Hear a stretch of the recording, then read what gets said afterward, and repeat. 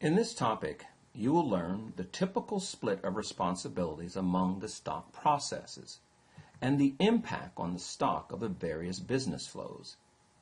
Now, we can find in stock organization 4 different roles. There's the stock manager, who's in charge of the accuracy of the stock levels and of the organization of the different material handlers. They also define the stock rules about the stock management, the reordering, and the stock count. They control the transactions done by the material handlers and initiate stock adjustments when necessary. They also decide the allocation to ensure respect of the FIFO, for instance.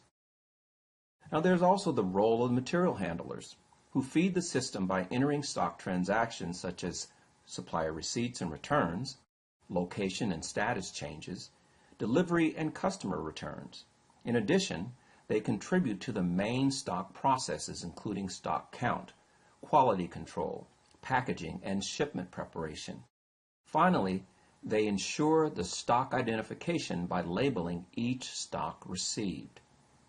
Now, there's also the material buyer, who is responsible for balancing the risk of shortages with the risk of excessive stock. They analyze procurement suggestions done by the system and submit purchase requests to the buyer. And finally, the controller, who's in charge of the correct valuation of the stock. Now, there are also related user permissions.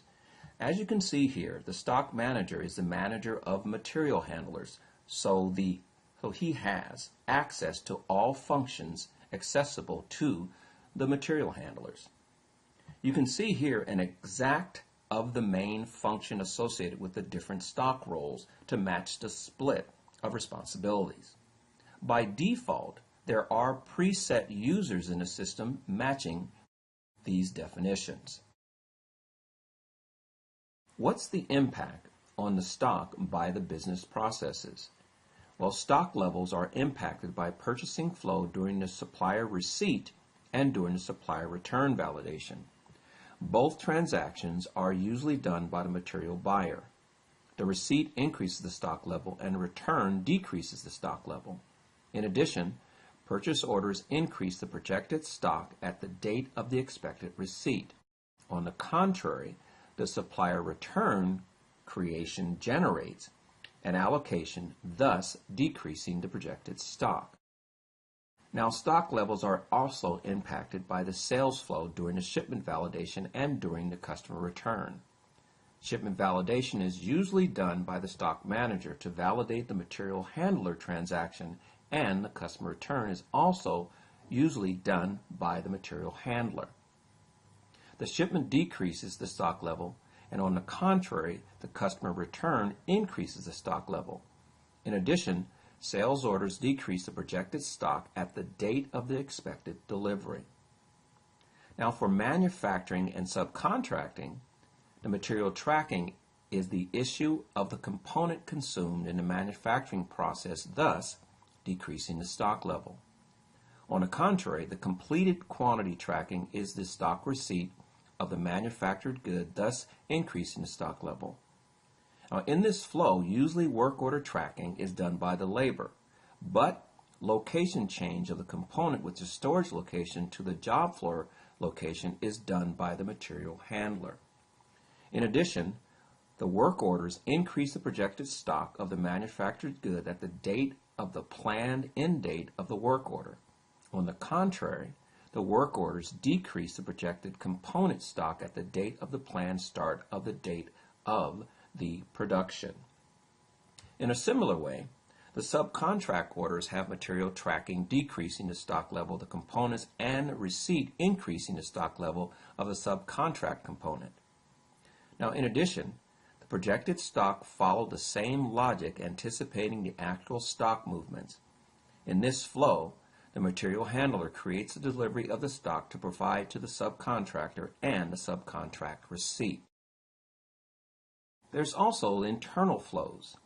The stock count process ends with stock adjustment, either positive or negative.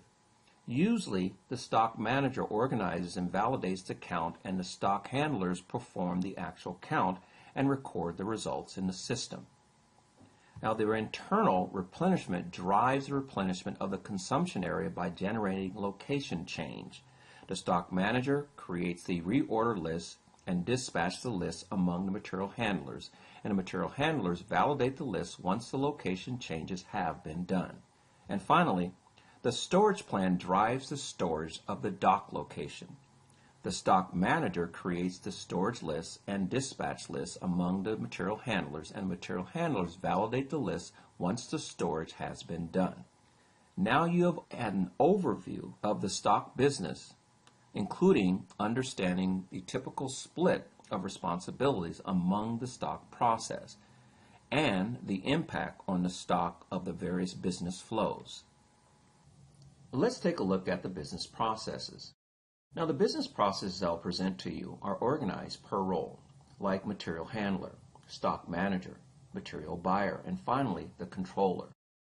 Now, these processes ease the navigation in the system toward the right function or report, thanks to the ability to jump directly into each process.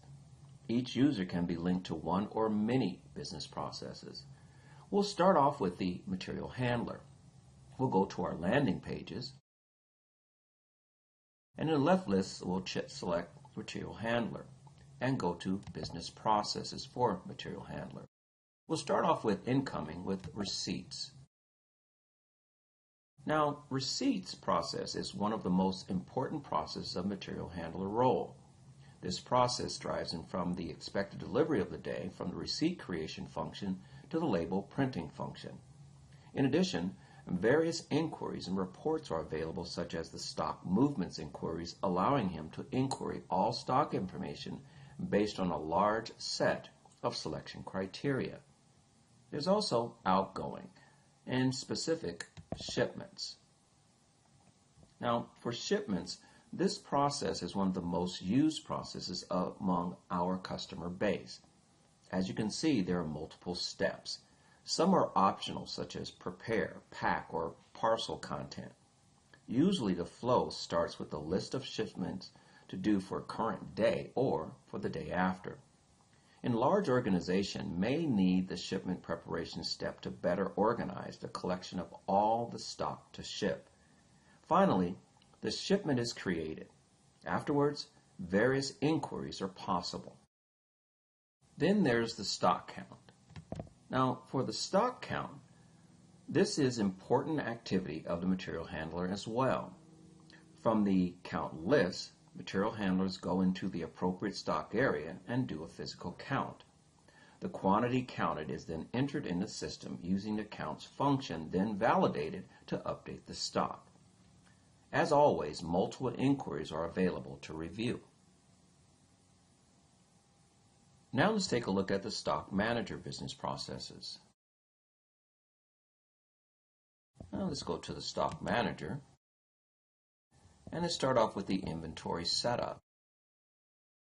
Now, the stock manager is responsible for defining the main stock data, including units of measure, quality, preparation, packaging, and locations. Also, they're responsible for the stock counts. Now, in the stock counts, what they do is they organize the annual and periodic counts. To do so, he creates count sessions, prints the different count lists to dispatch the work across the material handlers. They review the count quantities, validate and close each count list. Also, it's analyzed. They do this to detect errors, to identify obsolete stock, and to prevent stock shortages. They also use a large quantity of inquiries and reports to assist. And then we have the material buyer processes.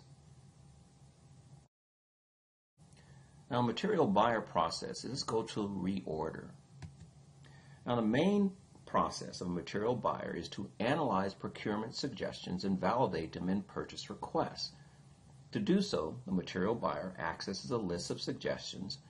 Using the workbenches, he can validate the relevancy of the suggestion by turning them into purchase requests, or he can group the different suggestions in a large purchase request to benefit better purchase conditions to provide him the necessary information he has a large set of inquiries to do so.